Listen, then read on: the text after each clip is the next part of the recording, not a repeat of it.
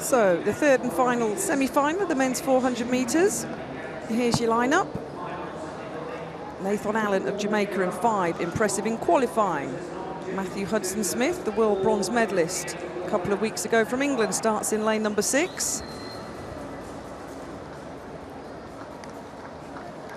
So, lane number 9, Alonso Russell of the Bahamas. In his third Commonwealth Games, born in Freeport, was a semi-finalist at the Olympics last year.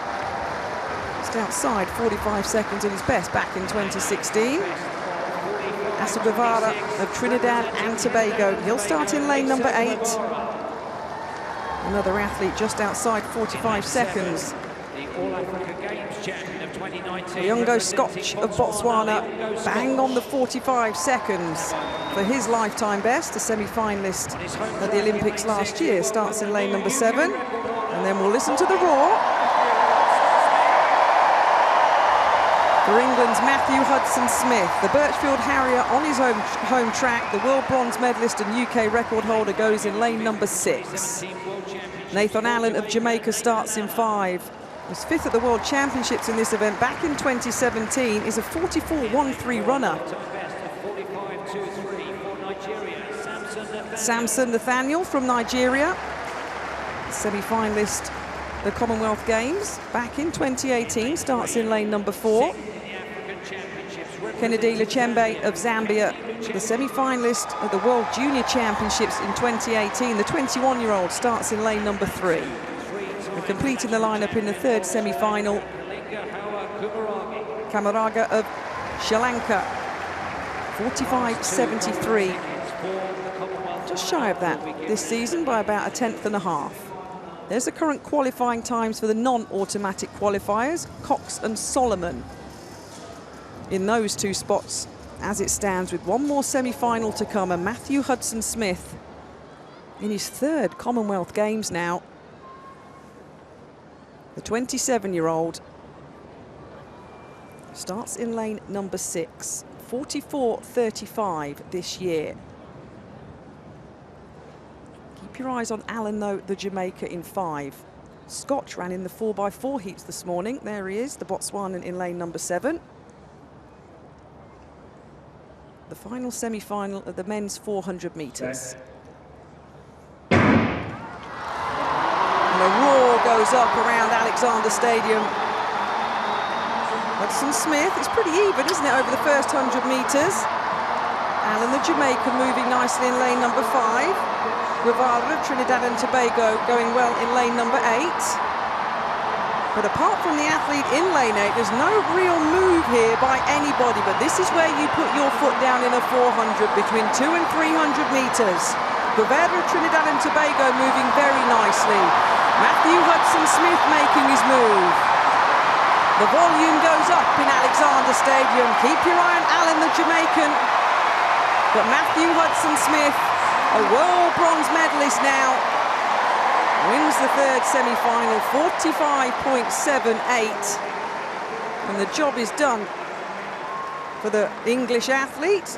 A UK record in Eugene of 44.35. He took 1/100th of a second off Ewan Thomas's British record that has stood for 25 years. He said, that monkey's off my back, now I'm going to get going and win medals.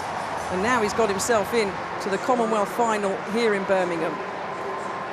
He certainly has. He was sticking out that barrel chest. He played a patient game. Scotch was trying to get himself in the shake-up. I think he had to work reasonably hard for that, Matthew Hudson-Smith. The Trinidadian really put everything on the line, Guevara, and it was inevitable that the lactic acid, talking about the Trinidadian, just on the left of picture there, running second from the outside. He could tell that Hudson-Smith was coming as Nathan Allen came past him as well for the 2nd automatic spot. And Scotch, who came through for 3rd, the Botswanan, will just miss out. So Cox of Jamaica and Solomon of Australia from the 1st of the semis will take the 2 non-automatic spots. But maybe, you know, looking at the 3 semi-finals, Catherine, it could be Jonathan Jones of Barbados against Hudson-Smith, and Jones did not win a medal in that World Championship final. Hudson-Smith may well line up as the favourite to take this title on his home track. What a story that would be. Well, and justifiably so. When in the last few weeks you've won an individual world championship medal, that's the pressure and expectation that comes for us athletes. And as you can see, Hudson Smith here had a little grimace, didn't he, as he went into the home straight there. He saw the Trinidad and Tobago athlete outside him, but had a glance up at the screen then. And there is pressure, there is expectation, and that is what Matthew Hudson Smith has to deal with now. Not just because he's a world individual medalist, but as you say, Rob, because it's on his home track in Birmingham.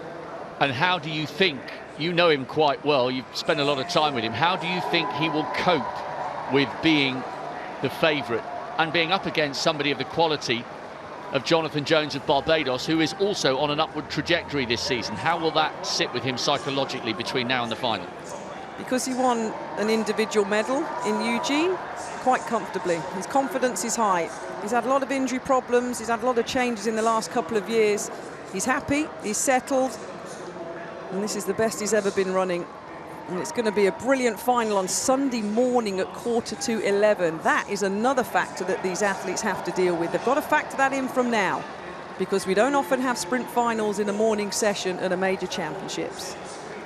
But it could well be warmer than it was running this evening at 9:30 in the evening into a blustery wind. It's not the warmth, it's the time that's the killer for many athletes, sprinters especially. But we will see, because there's the result of semi-final number 3. England's Matthew Hudson Smith automatically through. Nathan Allen as well, the Jamaican, under 46 seconds. And it will be a good final, and one that the English fans are looking forward to. They certainly will. The sun has set as we edge towards the end of the 4th day.